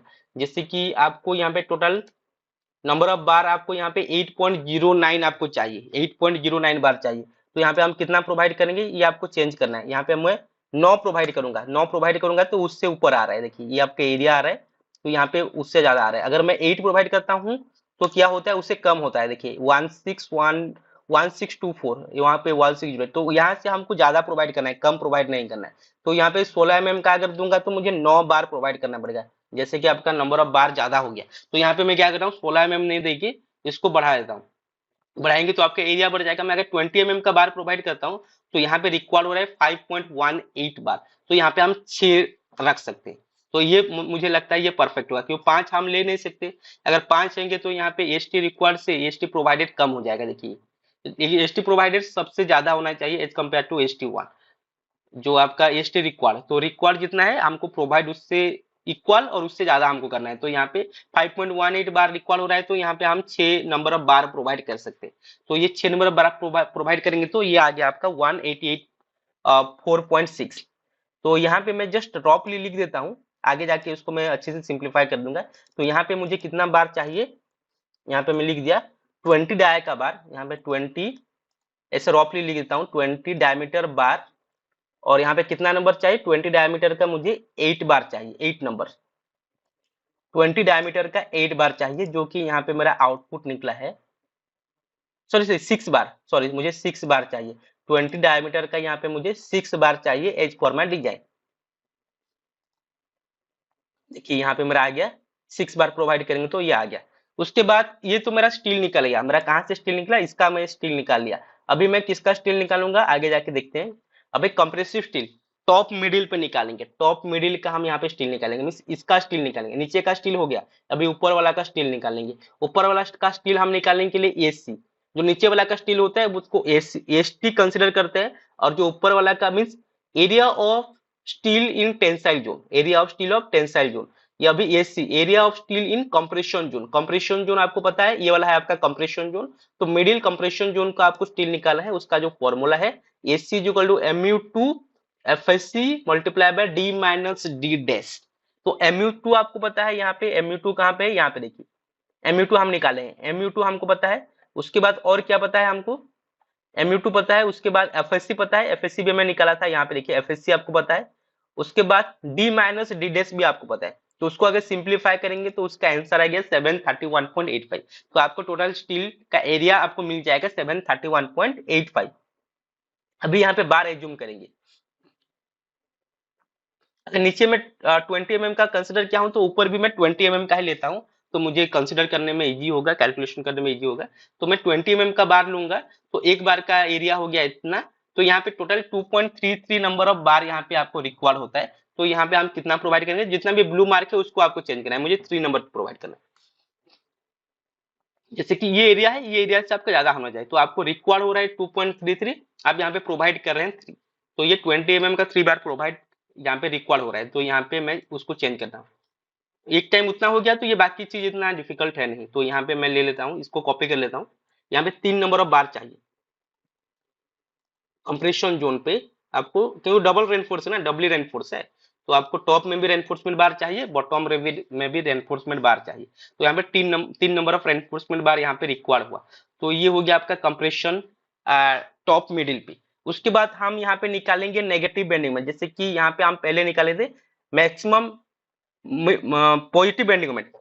पॉजिटिव बेंडिंग मोमेंट मींस यहाँ पे बेंडिंग मोमेंट निकाले थे, अभी इसका और इसका बेंडिंग मोमेंट हम निकालेंगे, ठीक है ना। ये आपका नेगेटिव बेंडिंग मोमेंट सपोर्ट के लिए, क्योंकि अभी हम रेनफोर्समेंट बार किसका बाकी है, सपोर्ट पार्ट का बाकी है। तो सपोर्ट पार्ट का बाकी होने के लिए यहाँ पे आपको निकालना पड़ेगा maximum negative bending moment at support. Support पे कितना बेंडिंग मोमेंट आता है, यहाँ पे 278.6। ये कहाँ से मिला आपको, यहाँ से। ये जो 3 वैल्यू आप निकाले हैं, सपोर्ट का जो बेंडिंग मोमेंट निकाले हैं, ये 3 वैल्यू से जो भी हाईएस्ट वैल्यू होगा उसको कंसीडर करेंगे। तो ये 3 वैल्यू से हाईएस्ट कितना हुआ, 278 हुआ। तो यहाँ पे आपको निकालना है, यहाँ पे लिखना है 278.60 लिखना है आपको। यहाँ पे भी मैं फॉर्मूला डाला हूँ मैक्सिमम ऑफ दिस 3, ये तीनों का जो भी मैक्सिमम होगा वो मैक्सिमम यहाँ पे आपका अपलोड हो जाएगा। तो आपका 278.6 हो गया आपका मैक्सिमम बेंडिंग मोमेंट। और ये फिर से फॉर 500, यहाँ पे मैं स्टिल कितना ले रहा हूँ, फॉर 500 का जो कोएफिशिएंट है, यहाँ पे मैं लिखा था कोएफिशिएंट कितना मेरा निकला था, यहाँ पे 500 का 0.133। तो यहाँ पे इसको चेंज करना है, सेम प्रोसेस, जो प्रोसेस हम ऊपर के लिए किए सेम प्रोसेस नीचे के लिए करेंगे, लेकिन यहाँ पे जो mu का वैल्यू है उसको हम चेंज कर देंगे। ये सपोर्ट का मोमेंट हम लेके करें कैलकुलेशन करेंगे, तो otherwise all are same formula. mu limit निकालने के लिए same coefficient FCK BD square, तो इसका वैल्यू आ गया इतना, वो सेम फॉर्मूला है। तो ये 133, तो यहाँ पे भी 133 आया है, ये देखिए, क्योंकि यहाँ पे कुछ तो अलग हम डाले नहीं है, सब कुछ सेम है, तो 133। तो ये अगर ये देखिए 133 यहाँ पे आया, ओके 133 यहाँ पे आया, ये आपका हो गया mu का वैल्यू, और ये सॉरी ये हो गया आपका mu लिमिट का वैल्यू, ये हो गया आपका mu का वैल्यू। तो सेम यहाँ पे mu अगर ज्यादा होता है mu लिमिट से तो ये w होगा, और mu अगर छोटा होता है mu लिमिट से तो वो सिंगल रेनफोर्स होगा। तो यहाँ पे अगर देखेंगे तो mu बड़ा है मेरा, mu 278, mu बड़ा है mu लिमिट से। तो यहाँ पे सेम डबल रेनफोर्समेंट, इसको आपको चेंज करना है एज अ सिंगल रेनफोर्स और डबल रेनफोर्स। तो ये मेरा डबल रेनफोर्समेंट बार ये भी होगा, मींस सपोर्ट में भी आपको डबल रेनफोर्समेंट बार ही चाहिए। उसके बाद सेम यहाँ पे mu2 निकालना है। mu2 का फॉर्मूला क्या है आपका, mu minus mu limit. mu आपको पता है, mu लिमिट आपको पता है, तो यहाँ पे आपको मिल गया। अगर हम यहाँ पे देखेंगे तो ये देखिए आपको mu और mu लिमिट आपको मिल गया, यहाँ पे लेना है, वो प्रीवियस का mu नहीं लेना है, इसको आपको लेना है। ये आपका mu है और ये आपका mu लिमिट है, दोनों को माइनस करेंगे तो ये आपका mu2 निकल गया। अभी उसका रेनफोर्समेंट निकालेंगे, तो ये मोमेंट निकाल लिए। अभी उसका रेनफोर्समेंट निकालेंगे, tensile steel eight support, support top पे निकालेंगे, मीन्स आपको यहाँ पे इसका रेनफोर्समेंट बार और इसका रेनफोर्समेंट बार आपको निकालना है ये टेबुलेशन से। जैसे कि same formula ST1 equal to ये जो फॉर्मूला है, एमयू लिमिट आपको पता है, एमयू लिमिट कहाँ पे आ गया, ये वाला एमयू लिमिट आपको पता है 0.87 F4 D minus 0.42 xu max. एक्सयू max भी हम पहले निकाल चुके हैं, आप पहले देख लीजिए, ये देखिए एक्सयू मैक्स भी आपका निकाल चुका है 184, तो वही एक्सयू मैक्स यहाँ पे आपका अप्लाई होगा। तो ये सारे चीज यहाँ पे सिंप्लीफाई होने के बाद यहाँ पे ST1 आ गया आपका 947.41। ओके, यहाँ पे आपका सेम फॉर्मूला प्रीवियस में जैसे लिए थे यहाँ पे भी वैसे लेना है। ST1 निकल गया, उसके बाद ST2 निकालना है। ST2 का फॉर्मूला है mu2 divided by 0.87 F4 D minus D.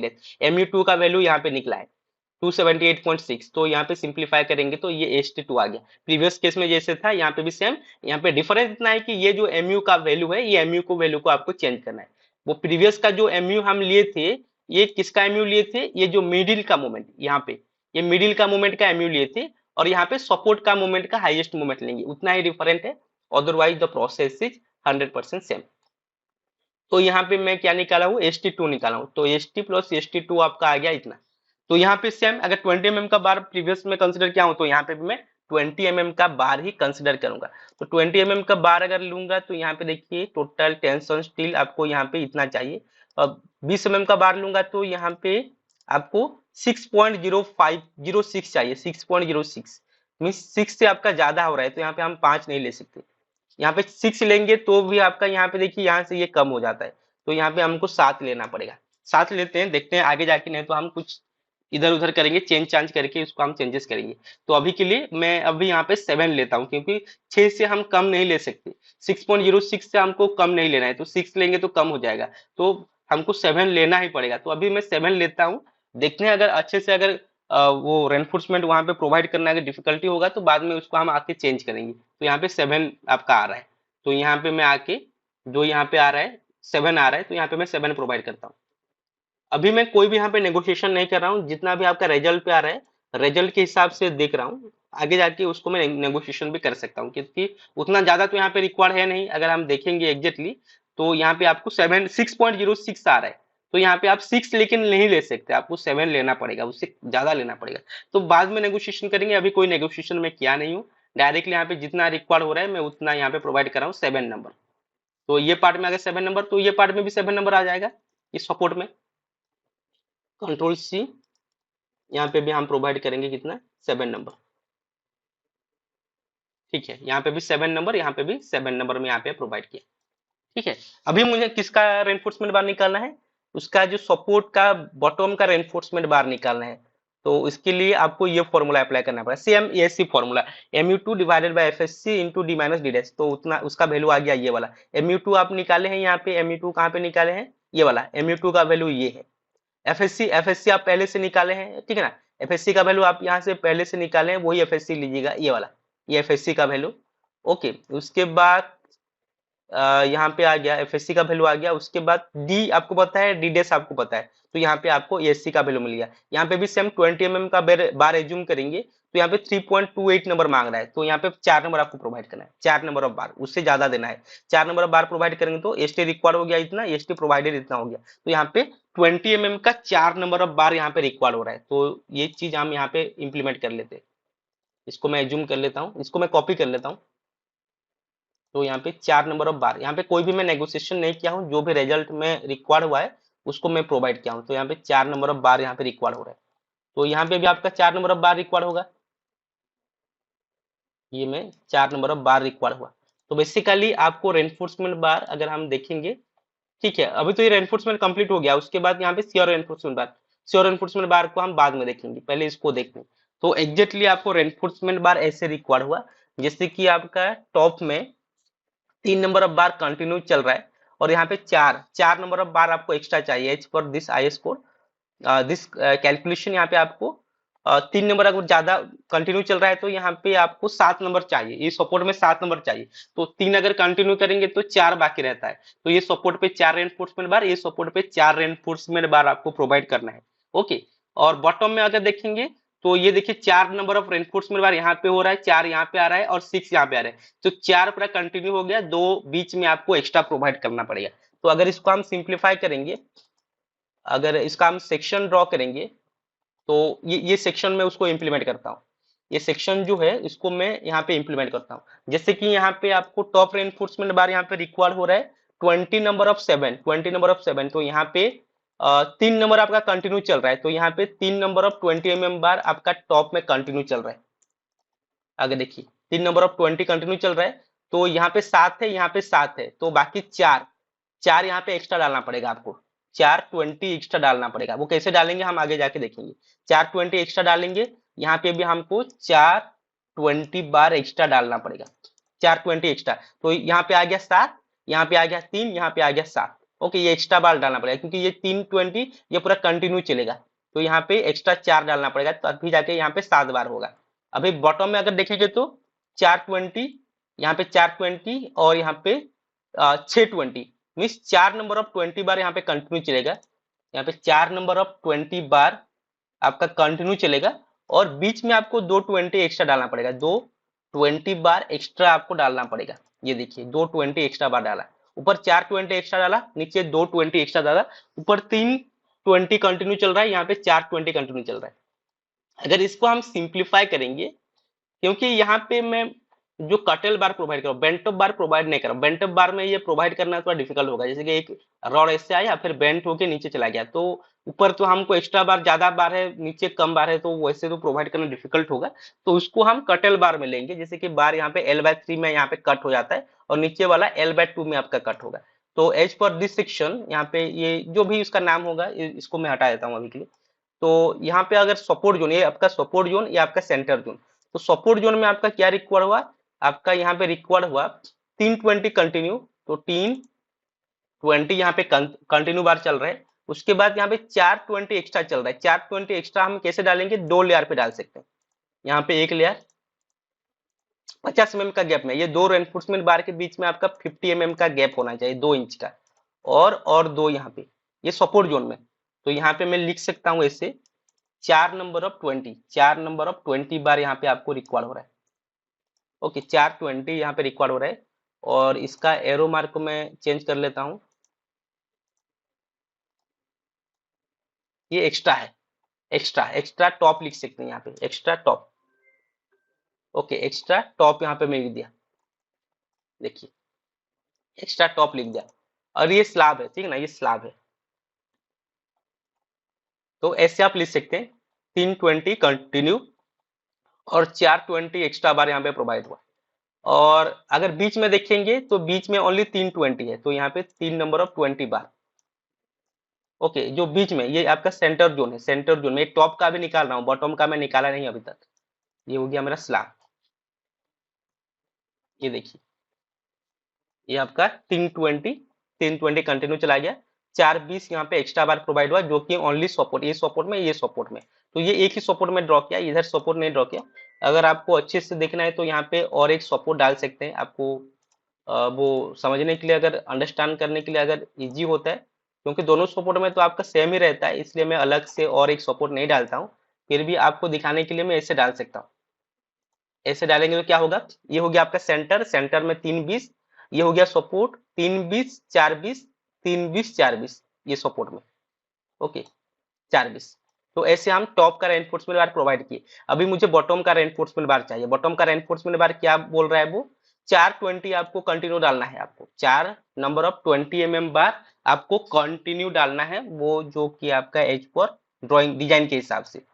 और यहाँ पे सेंटर में 220 आपको डालना है, तो 420 हम कैसे डालेंगे, ये मेरा 10 इंच का बीम है। अगर देखेंगे तो ये 10 इंच का बीम है, और जो डेप्थ कितना निकला है 10 इंच में 250, ये 250 का बीम है।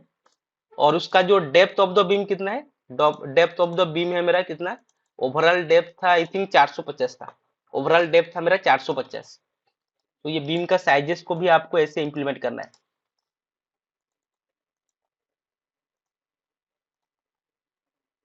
ये देखिए, ये मैं उसका साइजेस प्रोवाइड कर दिया, यहाँ पे लिख दिया कितना, ये लिख दिया मैं 450। आई थिंक थोड़ा उसको क्रॉस चेक कर लेते हैं, वो 450 ही तो था। ओवरऑल डेप्थ, हाँ 450 था ओवरऑल डेप्थ। तो उसका साइजेस भी मैं यहाँ पे प्रोवाइड किया हूँ 450, उसका साइजेस भी मैं वहाँ पे प्रोवाइड किया हूँ। उसके बाद यहाँ पे हमको क्या करना है, अब रेनफोर्समेंट बार को अरेंज करना है। तो अगर ये 250 में मैं 4 रेनफोर्समेंट बार प्रोवाइड करूंगा तो मुझे जो कवर मिलता चाहिए कितना मिलेगा वो देखना पड़ेगा। अगर 4 बार प्रोवाइड करता हूँ तो कितना रॉड आपको मिलेगा यहाँ पे। जैसे कि यहाँ पे मेरा टोटल हो गया कितना, 250। 250 से दोनों साइड से आप कवर माइनस कर दो, ये 250 से इधर इधर कवर माइनस कर दो।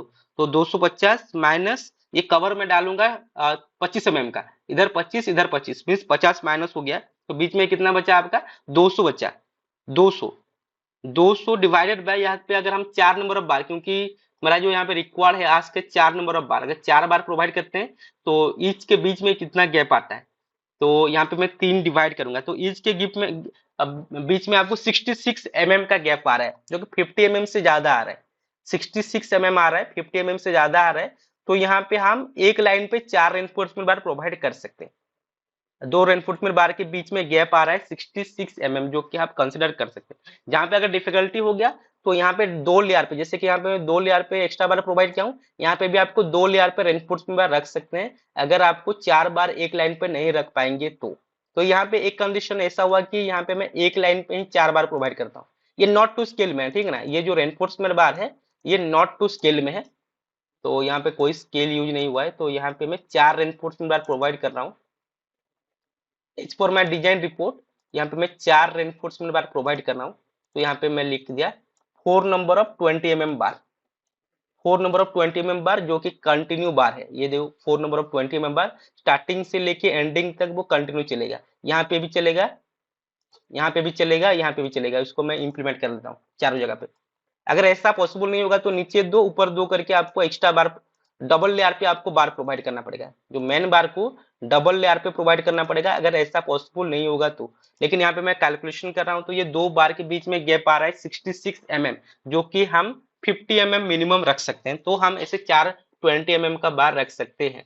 उसके बाद यहाँ पे एक्स्ट्रा बार कितना मारा है, दो, 2 एक्स्ट्रा बार मांग रहा है। कहाँ पे, मिडिल पे, मीन्स ये मिडिल पे 2 एक्स्ट्रा बार, 2 20 mm का बार यहाँ पे आस्किंग हो रहा है, 2 20 mm का बार। बस ये मेरा सेक्शन आपका कंप्लीट हो गया। जो कि ये सपोर्ट जोन, ये आपका सपोर्ट जोन, ये आपका सेंटर जोन। तो सपोर्ट में 320 कंटिन्यू चल रहा है, सपोर्ट में भी, सेंटर में भी, फिर सपोर्ट तक। और ये एक्स्ट्रा बार आपका यहाँ पे लिखा है एक्स्ट्रा टॉप। एक्स्ट्रा टॉप कहाँ पे आपका, यहाँ पे 4 number of 20 mm bar double layer पे मैं प्रोवाइड किया। और यहाँ पे आपको बीच में नहीं चाहिए, फिर सपोर्ट में चाहिए, तो ऐसे आप प्रोवाइड कर सकते हैं। नहीं तो यहाँ पे भी एक लाइन पे भी 4 दे सकते हैं। एक लाइन पे जैसे हम नीचे 4 दिए, एक लाइन पे भी ऐसे ऊपर 3 और नीचे 4 आप डाल सकते हैं। लेकिन नीचे ऐसे 4 डालेंगे तो यहाँ पे आपको क्या करना पड़ेगा, अगर बीच में अगर 2 डालते हैं तो यहाँ पे और एक स्टीरअप आपको डालना पड़ेगा, नहीं तो ये बीच वाला रॉड रहेगा कैसे। यहाँ पे और एक आपको स्टीरअप डालना पड़ेगा, जैसे कि मैं और एक स्टीरअप नहीं डाल के उसको डबल लेयर पे मैं प्रोवाइड कर लिया। ये 2 लेयर पे मैं रेनफोर्समेंट प्रोवाइड कर लिया, ये सपोर्ट जोन पे, ये सपोर्ट जोन पे। और नीचे रखेंगे तो 4 20 का यहाँ पे पूरा कंटिन्यू चल रहा है, और बीच में आपको 20 mm का ऐसे। तो ये आपका पहला वाला कंडीशन, ये पूरा कंप्लीटली आपका आपके ऊपर डिपेंड करता है आप कैसे प्रोवाइड करेंगे। अगर 20 mm का प्रोवाइड करेंगे तो आपको ऐसे डालना पड़ेगा। नहीं तो और भी ऑप्शन है, बहुत सारा ऑप्शन है कि यहाँ पे मैं ऐसे नहीं डाल सकता, तो आप क्या करेंगे, वो एक्स्ट्रा बार जो है ना वो आपको 25 mm का भी प्रोवाइड कर सकते हैं। जैसे कि अगर मैं 25 mm का रॉड प्रोवाइड करता हूँ, यहाँ पे ओनली चेंजेस करना है आपको। ये पूरा कंप्लीटली आपके ऊपर डिपेंड करता है कितना का बार आप यहाँ पे लेंगे। तो फॉर एग्जांपल यहाँ पे मैं क्या लेता हूँ, जो टेंसाइल स्टील बॉटम जितना भी हम उस सारे को 25 करता हूँ। ये 25 mm का बार, 25 mm का बार यहाँ पे प्रोवाइड करेंगे तो यहाँ पे आपको 4 नंबर चाहिए। बार का डायमीटर अगर बढ़ाएंगे तो ये एक 4 चाहिए, सबको मैं 25 कर लेता हूँ। ये 25 करेंगे तो यहाँ पे 2 रिक्वायर हो रहा है। कंप्लीटली आपके ऊपर डिपेंड करता है, यहाँ पे 25 करेंगे तो ये 4 रिक्वायर हो रहा है, और इसको भी 25 करेंगे तो यहाँ पे आपका 2.1 आ रहा है, मीन्स 3 रिक्वायर हो रहा है। तो आप ऐसे भी रेनफोर्स में बार ले सकते हैं। अगर 25 mm लेंगे तो आपको ऐसे अरेंजमेंट करना पड़ेगा। तो ये कंप्लीटली आपके ऊपर डिपेंड करता है कि बार का डायमीटर आप कितना लेंगे। तो मैं यहाँ पे 20 ही रखता हूँ, लेकिन ये पूरा कंप्लीटली आपके ऊपर डिपेंड करता है। अगर यहाँ पे 25 mm लेंगे तो नंबर ऑफ बार यहाँ पे डिक्रीज हो रहा है, ठीक है ना। 25 लेंगे तो नंबर ऑफ बार यहाँ पे डिक्रीज हो रहा है। तो वो तो आपके ऊपर डिपेंड करता है आप कितना का बार लेंगे। तो मैं 20 ही रखता हूँ, क्योंकि 20 के हिसाब से यहाँ पे मैं ड्राइंग कर लिया हूँ। तो ये ज्यादा टाइम यहाँ पे नहीं लूंगा, इसको मैं पहले सिंप्लीफाई कर देता हूँ। ये आपको 7 नंबर चाहिए था, ये आपका 3 नंबर चाहिए था, जो कि 20 mm का बार में। और ये आपको 6 नंबर चाहिए था। ठीक है, तो जितना है मैं उतना रखा हूँ, और उसका जो सेक्शन है वो ऐसे सेक्शन में बनाया हूँ, सपोर्ट जोन और बीच जोन, मिडिल जोन। तो ये मेरा सेक्शन बन के आया है। अभी क्या करना पड़ेगा, मुझे रेनफोर्समेंट बार का जो स्टीरऑफ है, स्टीरऑफ को कैलकुलेशन करना पड़ेगा। स्टीरऑफ कैलकुलेशन करने के लिए आपका जो फॉर्मूला है, आपको ये फॉर्मूला लेना है, श्योर रेनफोर्समेंट बार। श्योर रेनफोर्समेंट बार के लिए ये जो टेबुलेशन है, टेबल नंबर 13 आपको फॉलो करना पड़ेगा। टेबल नंबर 13, तो वो टेबल नंबर 12 और 13 लगभग पास में ही है, आप थोड़ा देख लीजिए। 36 number page I think, page number 36 हम देखेंगे, 35 36, ये देखिए। यहाँ से आप क्या निकालेंगे, बेंडिंग मोमेंट निकाले थे ये फॉर्मूला से, और ये फॉर्मूला से आप श्योर फोर्स निकालेंगे। श्योर फोर्स के लिए ये आपको कोएफिशिएंट डालना है होगा, जैसे कि सपोर्ट के लिए, डेड लोड के लिए 0.4 और लाइव लोड के लिए 0.45। उसके बाद at support next to the end support के लिए ये वाला, और इंटीरियर के लिए ये वाला, जो कि मैं यहाँ पे उसको सिंप्लीफाई किया हूँ। जैसे कि बेंडिंग मोमेंट के केस में क्या था, वैसे श्योर फोर्स के केस में भी उसको सिंप्लीफाई किया हूँ। जैसे कि यहाँ पे ए बी सी डी अगर कंसिडर करता हूँ, तो ये एंड सपोर्ट हो गया, ये at support next to the end support में, ये सपोर्ट के बाद वो एंड सपोर्ट आएगा, तो ये एंड सपोर्ट के नियरेस्ट सपोर्ट है। और बाकी जितना भी बचा वो उसको बोलते हैं इंटरमीडिएट सपोर्ट, और उसका कोएफिशिएंट वैल्यू को मैं यहाँ पे रख दिया। और आपको पता है श्योर फोर्स का फॉर्मूला क्या है आपका, coefficient multiply by dead load multiply by your distance. Okay, centre to centre distance. तो उसी हिसाब से यहाँ पे आपका निकला है, ये मैं कोएफिशिएंट 0.4 और यहाँ पे कोएफिशिएंट 0.45। ओके, तो ये आपका एंड में श्योर फोर्स निकला, ये आपका end next to end support में इसका श्योर फोर्स निकला, उसके बाद इंटरमीडिएट का यहाँ पे श्योर फोर्स निकला। तो यहाँ पे जब आप श्योर फोर्स निकालेंगे तो ये सबसे मैक्सिमम जो होगा, मीन्स ये सबसे मैक्सिमम जो होगा, उसी श्योर फोर्स के हिसाब से हम उसका क्या निकालेंगे, उसका स्टीरअप निकालेंगे। तो मैक्सिमम कितना आया आपका, ये वाला मैक्सिमम 216.44। तो ये आपका मैक्सिमम श्योर फोर्स जिसको बोलते हैं VU max. Okay, maximum shear force आ गया आपका इतना। उसके बाद आपको क्या निकालना पड़ेगा, टाउ वी निकालना पड़ेगा आपको। टाउ वी निकालना पड़ेगा। टाउ वी का जो फॉर्मूला है, VU divided by B into D, जो कि IS 456 पेज नंबर 72 पे है। वो थोड़ा हम देख लेते हैं, पेज नंबर 72 इज 71।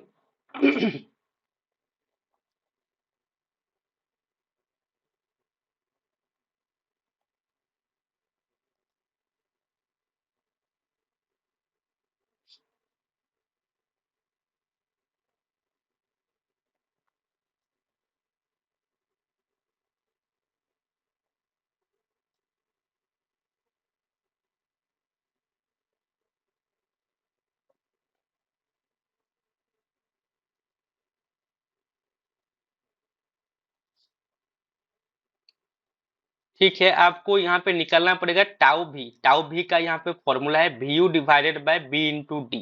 ओके, ये फॉर्मूला से हमको उसका नॉमिनल शियर स्ट्रेस निकालना है। मैक्सिमम शियर स्ट्रेस तो आपको मिल गया, मैक्सिमम शियर स्ट्रेस तो आपको मिल गया, ये आपका मैक्सिमम शियर स्ट्रेस है। जैसे कि आप वहां पे MU निकालते थे, MU लिमिट निकालते थे, सिमिलरली यहाँ पे VU निकालेंगे, टाउ भी निकालेंगे। टाउ भी है आपका nominal shear force, okay, shear stress.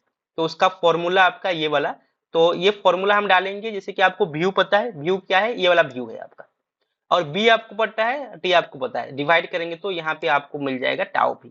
उसके बाद tensile steel eight support, ST. हम ये तो लिए थे पहले से, तो इसको जस्ट यहाँ पे मैं कॉपी कर लिया, ये टेंसाइल स्टील, क्योंकि आगे जाके ये रिक्वायर्ड होगा। तो टेंसाइल स्टील एट सपोर्ट मुझे कितना मिला था, 2198.7 मिला था, ये पहले से जो लिया था वहां से यहाँ पे कॉपी कर लिया।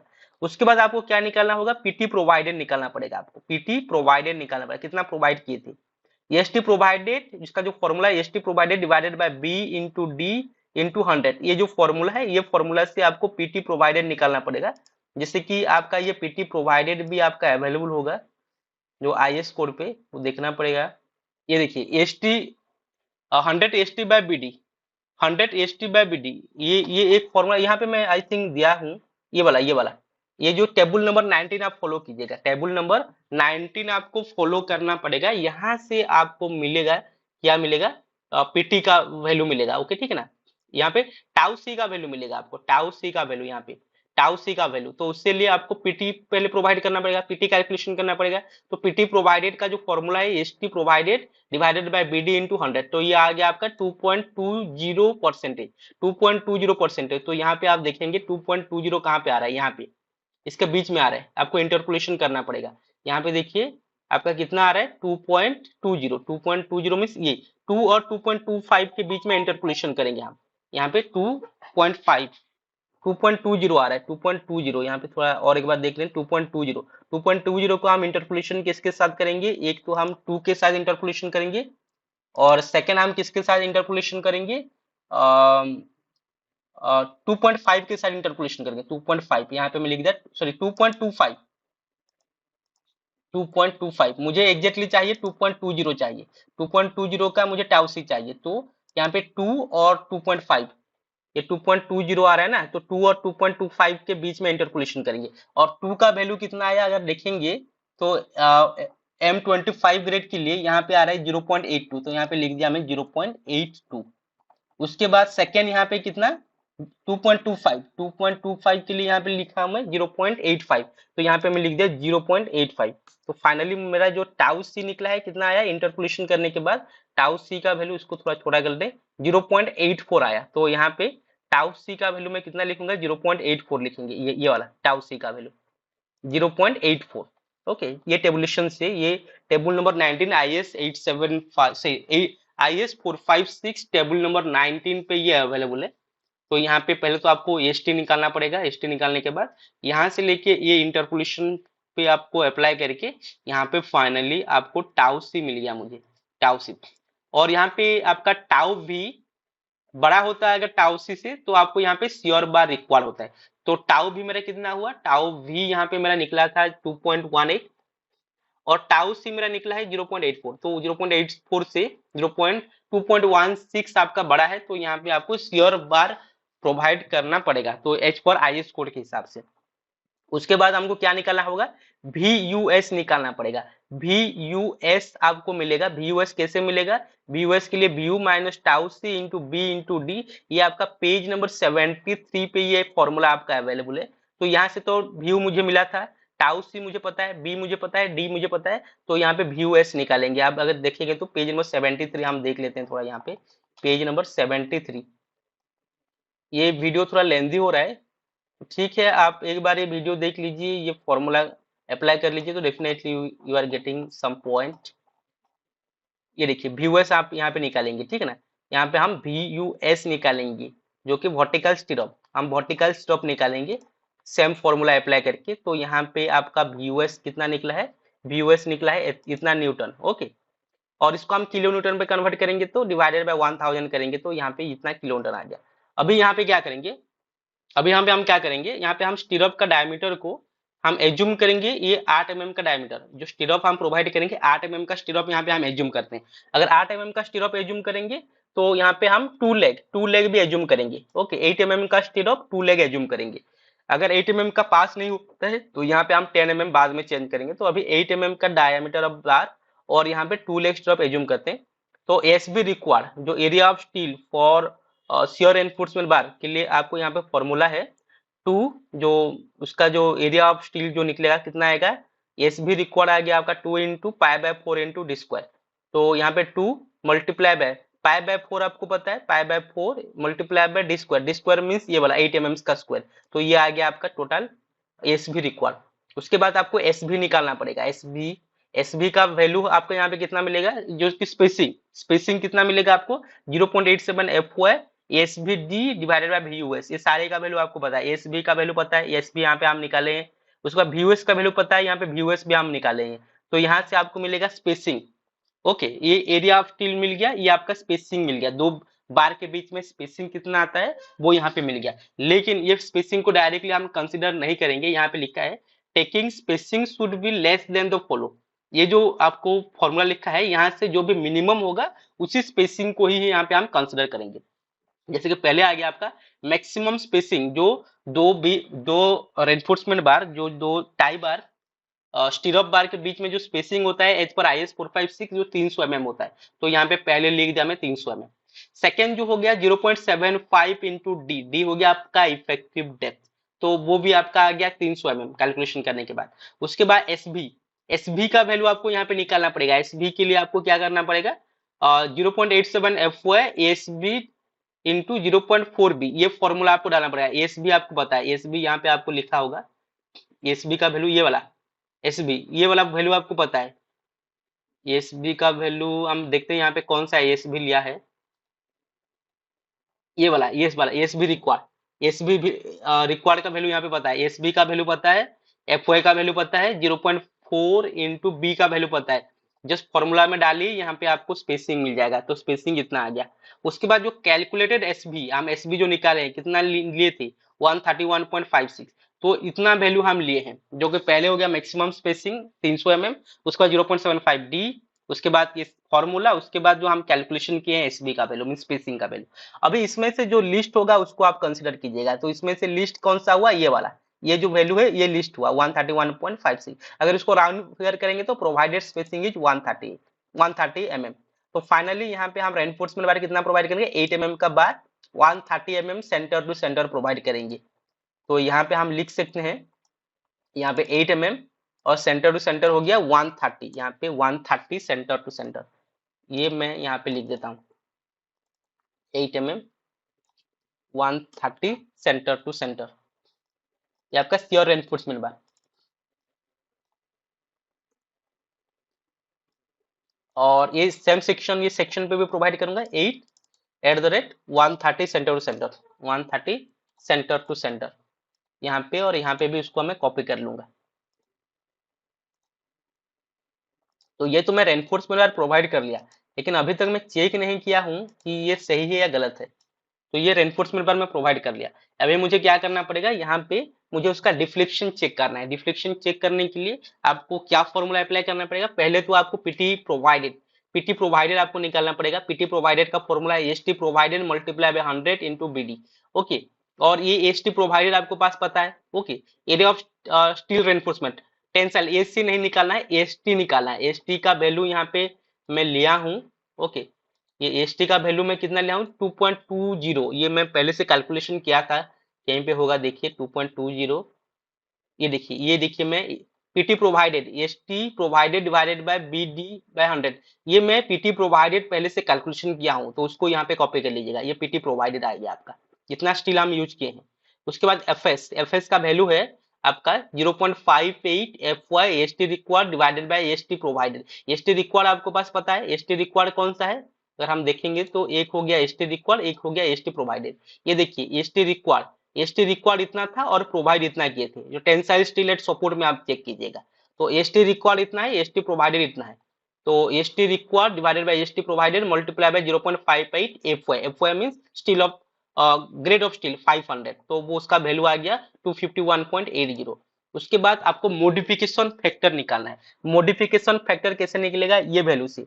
तो यहाँ से आपको क्या निकला, एफएस का वैल्यू निकला है आपका, एफएस का वैल्यू कौन सा है, ये वाला लिखिए, ये एफएस का वैल्यू है 120 120 145 190 240 290, ये एफएस का वैल्यू है।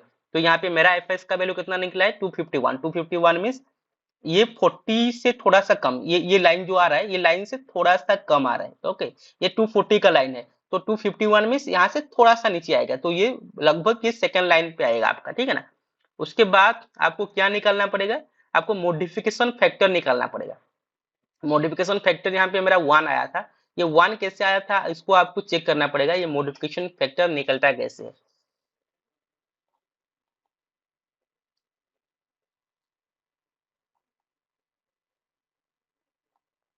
तो मॉडिफिकेशन फैक्टर निकालने के लिए यहाँ पे आपको चाहिए परसेंटेज ऑफ स्टील और एफएस का वैल्यू। परसेंटेज ऑफ स्टील मेरा कितना आया है 2.20 आया है, 2.20 मीन्स ये वाला लगभग, ये 2.2 मीन्स लगभग ये वाला लाइन 2.2 मीन्स ये वाला लाइन, ये 2.0 2.2 2.4, तो ये वाला लाइन को देखिएगा।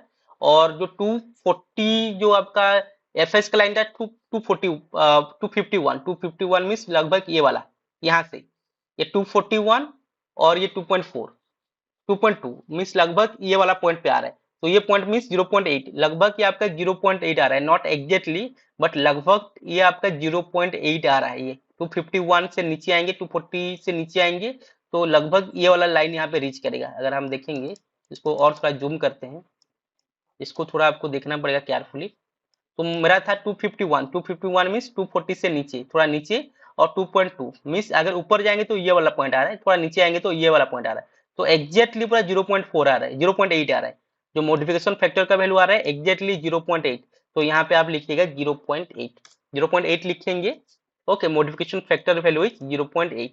तो यहाँ पे आपको क्या निकालना पड़ेगा, एल बाय डी मैक्सिमम निकालना पड़ेगा, जो कि हो गया 26 इंटू मॉडिफिकेशन फैक्टर, जो कि आई स्कोर 45637 पे है। तो अगर इसको निकालेंगे तो इज इक्वल टू कितना हो जाएगा, 0.8 मल्टीप्लाई बाय 26। तो फाइनली उसका वैल्यू आ गया 20.80। ओके, जो आपका L by D maximum is equal to कितना आएगा, 26 मल्टीप्लाई बाय मॉडिफिकेशन फैक्टर। तो 26 मल्टीप्लाई बाय 0.8, तो उसका वैल्यू आ गया 20.80। ये हो गया एल बाय डी मैक्सिमम। अब L by D provided, L by D provided हम कितना किए हैं, 18.25, जो कि आप ऐसे ये कैसे निकालेंगे, ये देखिए एल और डी हम कैसे निकालेंगे, ये तो हम पहले से निकाले थे। जो एल का वैल्यू कितना था, 7.3 था, और डी कितना था आपका, इफेक्टिव डेप्थ था 400। तो अगर इसको हम डिवाइड करेंगे तो उसका वैल्यू आ रहा है कितना, 18.25। और अगर एल बाय डी मैक्सिमम से एल बाय डी प्रोवाइडेड अगर होता है, अगर एल बाय डी मैक्सिमम अगर बड़ा होता है एल बाय डी प्रोवाइडेड से, तो ये ओके होता है। तो ये 20.8 अगर बड़ा है, देखिए 18.25 से 20.80 बड़ा है, तो ये सेटिस्फाई करता है, दिस इज 100% करेक्ट। अगर ये नहीं होता, अगर ये अगर छोटा होता, ये अगर बड़ा होता, तो आपको यहाँ पे साइजेस पे चेंजेस करना पड़ता है। यहाँ पे जो रेनफोर्समेंट, यहाँ पे जो आप साइजेस प्रोवाइड की हैं, ये जो विड्थ प्रोवाइड किए हैं, विड्थ को चेंज करना पड़ता है, और भी यहाँ पे उसका जो साइजेस वगैरह है, ये साइजेस को भी 450 को 400 को 450 लेना पड़ता है, ठीक है ना। तो ये डेप्थ और ये विड्थ को चेंजेस करके आपको करना पड़ता, ताकि ये जो आपका डिफ्लेक्शन चेक यहाँ पे पास होना चाहिए। तो ये डिफ्लेक्शन चेक मेरा पास है, इसको कंट्रोल एस करके सेव करते हैं। तो फाइनली मेरा डिजाइन यहाँ पे कंप्लीट हो गया है, and this is my reinforcement detailing. तो ये ही प्रोसेस है आपका। ये थोड़ा लेंदी हुआ वीडियो, बिकॉज एक्सप्लेनेशन ज्यादा था। तो आई होप आप इसको, आपको ये अच्छा लगेगा। तो आप इसको लाइक शेयर सब्सक्राइब कीजिए, ताकि आगे जाके मैं उसका simply supported beam, fix supported beam, column, slab, reinforcement बार, सारे का मैं यहाँ पे निकालूंगा, सॉफ्टवेयर में भी और मैनुअल कैलकुलेशन में। Thank you so much for watching my video. Thank you.